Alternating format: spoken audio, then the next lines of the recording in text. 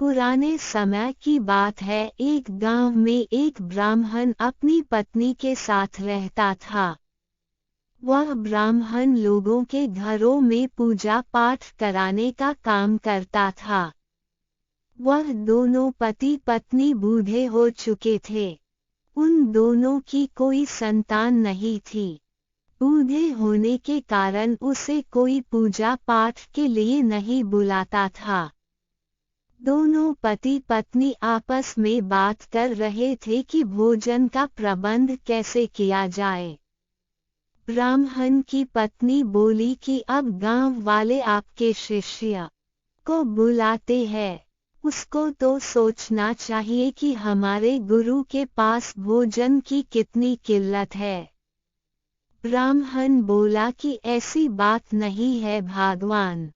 वह जब भी मुझे रास्ते में मिलता है बिना मेरे पैर छुए वह आगे नहीं बढ़ता है।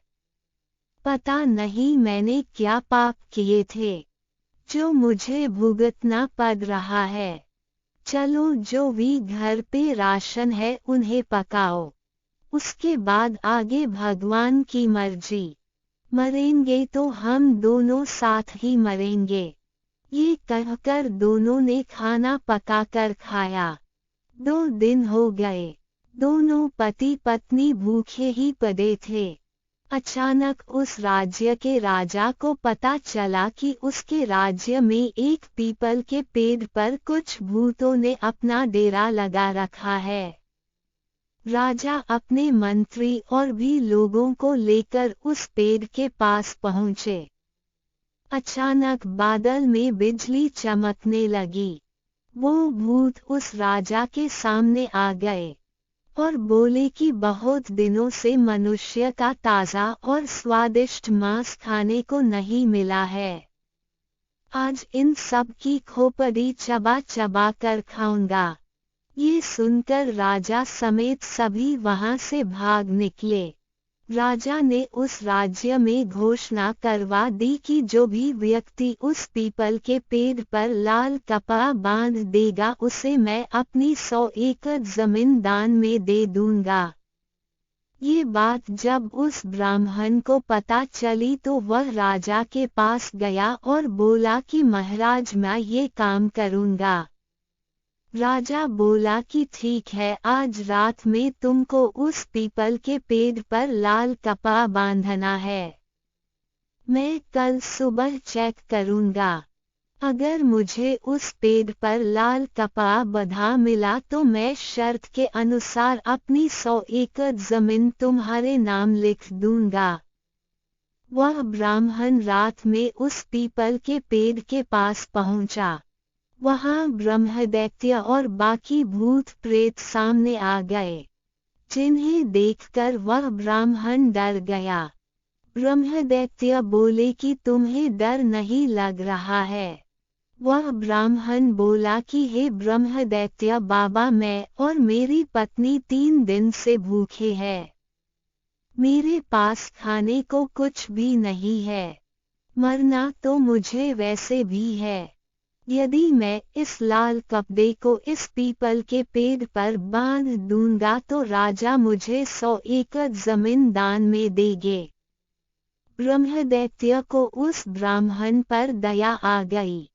ब्रह्मदैत्य ने एक भूत से कहा कि सुनो, ये लाल कपड़ा उस ऊंचाई पर बांध दो। ब्रह्मदैत्य बोले कि अब तुम घर जाओ। वह ब्राह्मण घर आ गया। अगले दिन राजा ने वहां जाकर देखा तो लाल कपड़ा बंधा मिला। राजा ने शर्त के अनुसार अपनी 100 एकड़ जमीन उस ब्राह्मण के नाम लिख दी। अब वह ब्राह्मण उस खेत में फसल उगाया। फसल बहुत अच्छी हुई थी। अब ब्राह्मण अपनी पत्नी से बोला कि फसल तो उग गई है, अब इसे काटेंगे कैसे। ब्राह्मण फिर ब्रह्मदैत्य के पास पहुंचा। ब्रह्मदैत्य बोले कि 100 एकड़ जमीन पाने के बाद भी तुम यहाँ चले आए।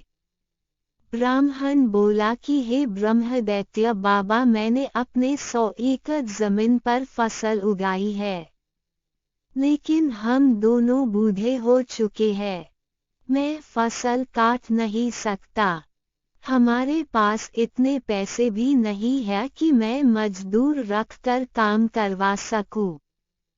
ब्रह्मदैत्य बोले, ठीक है, तुम अपने घर के सामने 100 टोकरी और हंसिया रख देना। तुम्हारा काम हो जाएगा, अब तुम घर जाओ। ब्राह्मण अपने घर आ गया। रात में ब्रह्मदैत्य के कथनानुसार कुछ भूत आए और उस ब्राह्मण की सारी फसल काटकर उस टोकरी में रखकर चले गए। ब्राह्मण और उसकी पत्नी ने ब्रह्मदैत्य बाबा का शुक्रिया अदा किया। फिर मिलेंगे दोस्तों अगले वीडियो के साथ। तब तक के लिए अपना ख्याल रखना और हमेशा खुश और मुस्कुराते रहना। धन्यवाद।